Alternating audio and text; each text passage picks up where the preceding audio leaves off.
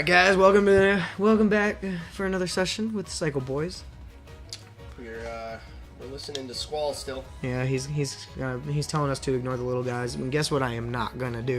His ambivalent nature just didn't. He didn't really sell it. I was not sold, I gotta be honest. He's like, yeah, you don't have to train on these guys, man. It doesn't matter. He was like, yeah, just ignore the little guys. You'll be fine. No, I'm gonna get the little guys. Don't tell me what to do, Squall. Don't tell me how to play my game.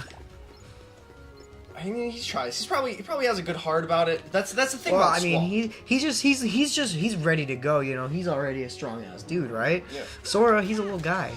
He's got a lot of practice with his little machine to, you know, with his new weapon.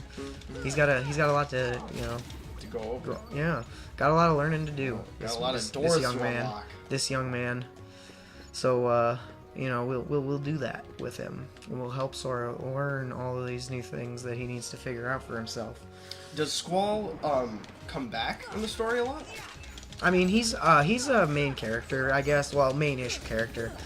But yeah, he's in it for the long haul. This Mr. Squall. Titus, Waka, and Selphie don't come back, do they? Well, okay. No, don't spoil. I didn't. Okay. But you did! You did by just saying you didn't! You should have said there's nothing to spoil. That's the only way out of that one. There's no way really out of that one. Because if you ask somebody a question and they're like, well, okay. Like, you can kind of read between the lines a little bit, make a little inference, you know, maybe figure maybe figure a little something out. Maybe there's something going on there. Yeah. But I mean, it's not really, like, integral. It's just... No. And that's the thing, is that none of these characters are integral, but their presence makes it that much better. I would argue that Leon, Yuffie, and Aerith all are relatively integral. Like they're not like main characters, you know. But do they actually do things in the story, or do they just? Yeah, they do things in the story. Okay. They and like it's not as like present in this game, but later on in the series, you know, they play a little bit bigger roles. Really, what I really kind of think they were trying to do here is allow themselves to build this new world. Okay. And have the influence of Disney, like the familiar characters of those. And I'm trying to get my head around if this was just like randomly, because the idea that I have in my head, and I think people have talked about this before, is like, how do you think Kingdom Hearts got started? And it's like, did Disney and Square Enix have offices in the same building or something, and you know, two employees walked into the elevator and they just struck up a conversation and eventually landed on the idea that they should take both of their main IPs, some of their most iconic works, and just mash them together in this like JRPG semi 3D or semi 3D. It's 3D semi action-y RPG kind of thing. And man, if that's the case, like, then I really gotta ask, where did the story come from? Were they just like, here's what we're gonna do, now make a story for them? And if that's the case, like, wow, like, whoever made the story, like, kudos, because it works, it plays. And if not, and if they were just like, they wanted to do this, they wanted to create this game, and then they were like, okay, we got Disney and Final Fantasy to throw behind it, and then they were like that.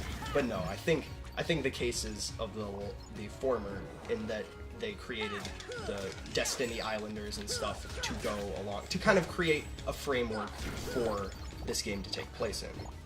Well, I think that's kind of like the question, like chicken or the egg kind of thing. And it really is. But at the same time, there's probably an answer out there somewhere, because it is a, you know, fucking video game that has a history, and we could totally like read into that a little bit. And if you're feeling ambitious, Francis, feel free. But I feel like there's too much to say about it for you to just put in a little blurb like you would normally. So that's kind of the thing. Like, I wouldn't be satisfied with just a little blurb. Well, maybe we should just do our homework by answer these questions. We can do a little homework. Answer these questions for ourselves. I've looked into the history of video games and how they're made and all these kind of things a lot. And I'm not an expert. Let me tell you, I'm not an expert. Mm-hmm. But like, I'm getting to the point where I'm like, I am starting to understand what it takes, literally, who it takes, what it takes and the energy it takes to make a video game. Well, and if you ever, I mean, okay, and I'm not saying that you should sit there and watch the credits for every single game and full, like, watch and make sure to take notes on who's all involved, but, like, if you just, I mean, if you just watch, like, how long those credit sequences can be, that is asinine how many people are involved in making anything, like, making video games happen.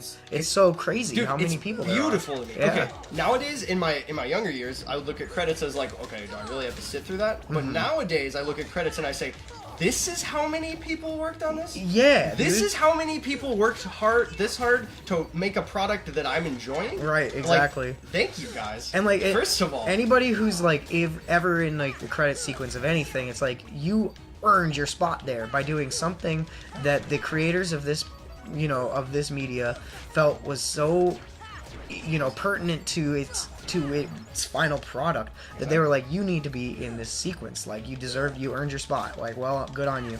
Speaking of integral parts of making something happen, like, all the people in the credits are integral parts of whatever product they made, you know, or that's what I'm saying. That's exactly what I'm saying. No, dude. I know. Like, I'm just agreeing. Like, it's funny that we come to that conclusion like right after asking like, well, who's integral in Kingdom Hearts story and stuff. That is funny. Well, maybe yeah. it's not really funny, man. That's a train of thought. I suppose it is. It's it may not make sense out of context, but in context, it's makes all a lot of sense. Yeah. You know? I just think that it's crazy thinking about how many people it takes to do, and like this goes for, you know, movies and everything. Like that's all forms of media. Really, yeah, in my opinion. There's some that are less, but at like the same well, time, yeah, like books and stuff like that. Like it takes a lot less people to make a book happen. I feel like that's only because if you write a book, yeah, well, it's just that it doesn't take that much more. Well, it's I mean, but it can. You got an There's author, you got an editor, and that's like your two big things, and then you've got a company that's backing you and giving you money. Exactly. And you know, advertising your book. Thank you for going out on a limb there and saying that, because I didn't want to get caught up in like what does it take to make a book and then just make a complete fool of myself and be I actually don't know what it takes to make a book. I'm sure that the publishing company maybe does a little more than I'm maybe giving them credit for right there too, you know, and there's probably a lot of people involved in making that kind of stuff happen. Oh, yeah. But do they they're basically just like they're at their 9 to 5, you know what I mean? Yeah. They're just doing what they get paid for, and I don't mean to sound douchey, like it's just it's the same for like video game developers and everything like that too. That's kind of the way it is, man. Like you got to do your job. Everybody has a job to do. Yeah. And if you want to be a part of something, like you just got to get good at that job. Yeah. Man. That's all it takes. That's all it takes. Training. Yeah. Hard work and dedication. Yeah. And you can that's get to where exactly you want right, to be. man. I mean, yeah. Not like it's like blah blah blah. What was I even gonna say? I lost my train of thought because I was like, God, I just want to get that treasure chest. All you can think about is that treasure chest. Boots and shoes, baby. Boots and shoes. Got that postcard. Cha-ching. The postcards are okay. a pretty stupid aspect of the game, but I'm always like, I know where they all are, so I'll just grab them. Dude, collection? Are you kidding? You're gonna tell me collection in an RPG is stupid? I mean, I'm gonna tell you it is on. It is on. It is the true of It's the the game. true sentence. Oh man, now I gotta gush a little bit about Final Fantasy X collectibles. Do you think? It's kind of relevant. They had the All-Bed primers. If you guys, if you know Final Fantasy X. Are you talking about the like language that they Yeah. they created? That's basically just like a Scrabble or Scramble. Yeah, Or scrambled letter letters. scramble. It's scrambled letters, and as you collect the items, you translate one letter at a time. And eventually, by the end of the game, if you collect all of them, you can replay the game and understand everything that they spoke in that language, like word for word. And it's like, oh man, me was like so impressed by that. I think it's cool. I think it's really cool. And thinking about it now, like I'm like, this is also cool. It kind of adds a small level of replay value to the game. It does. Absolutely. I'm just like, Mailbox with its tongue wagging. it's kind of neat, isn't it? They Super make weird such design. interesting design choices, Yeah. but they all play, dude. Whatever, you know? It's just the Square Enix Disney World, man. It is Like, what it is, and You that's literally show me something that won't fit, and then I'll be like, yeah. that don't fit. You just gotta change the aesthetic. Thank you, fucking Christ. Sora finally figured out that he has a giant key. Yep. That was Took him long enough, God. Yeah, man, he's a slow one. Maybe that's kind of the theme of the game too. Is that Sora's just like he's a kid, but he's just a little bit slow. Oh, he ain't the brightest bulb on the tree. I'll tell you what. If that's okay, yeah, you know, it's fine. It's all about doing what you can do. Let's see.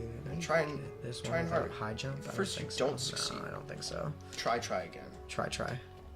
Oh hey. Ooh, man, know. you and these ledges over here, like half the time I'm like, what is he doing? And then you do something, and I'm like, oh god. Can I get over there without high jump? I don't think I can. Can you get on the top of that other one? Wonder what's inside a Wonder Ball. Okay. I don't know, man. I don't think I can do it without high jump, to be honest. JK,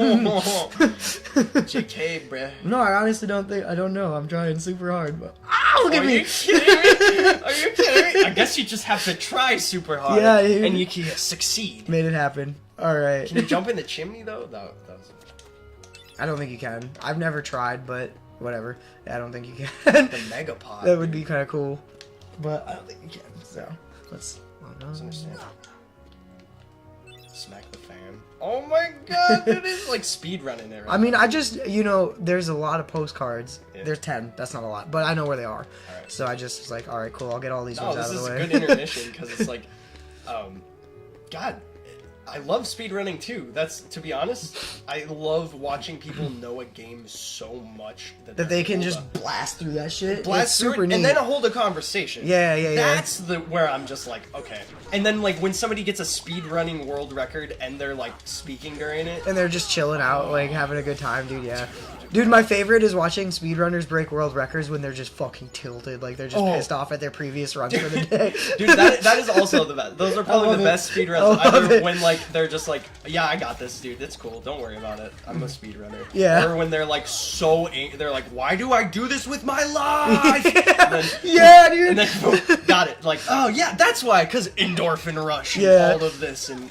And they God, I gotta go post this online. Dude, and like the thing about speedrunning is that it's like, I think it's really got that like instant gratification thing because you really like I can imagine anyway because I've never really tried speedrunning, but like when you like just nail this skip that you've just been trying for like hours and you just keep on failing and then all of a sudden you finally fucking nail it, you're just like, all right. That's that run. Yeah, that's the run. Let's do this. This is the run. We're going in. All right, we'll catch you guys on the next in the next session. We'll see you there. Until next time.